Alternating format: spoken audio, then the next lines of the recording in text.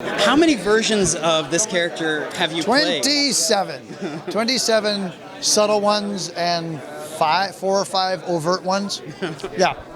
So, I mean, one of the great things about what you're doing here is that you have like multiple realities. You have a couple of different Harrisons.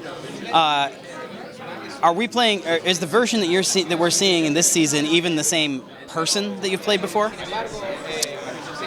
Well, it's interesting because the guys all look alike, but there's very rarely are there beyond that similarities that are, that one of the great things generally, I mean, I don't want to say that our show has strengths. That seems obnoxious, but I would argue that if our show has strengths, one of them is that we don't sit back on our laurels. Like, we did a pilot.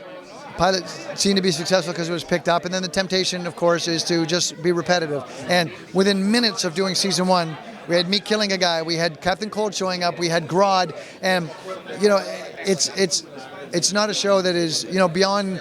There's a certain formula that we hew to. Certainly, Grant Gustin has to be the Flash, but beyond that, it's like we're willing to break some eggs and go on these ventures. Like right now, we're doing Flashpoint, and one of the nice things about our show is like we're unafraid to.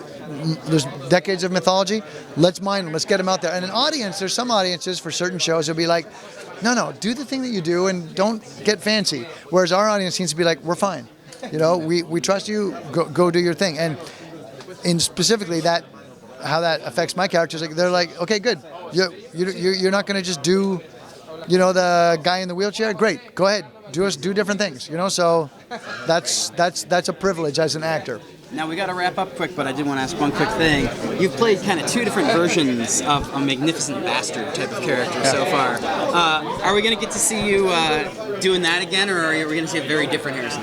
Yeah, I don't want to. One of the nice things is like again, we don't repeat. It would have been the season 1 seemed to go really well as Reverse Flash and Harrison Wells in the wheelchair, and the temptation would have been like, let's just do that.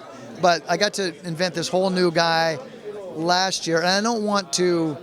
I sort of always come back to the Reverse Flash, so I sort of feel like we have that as a standard and a set point.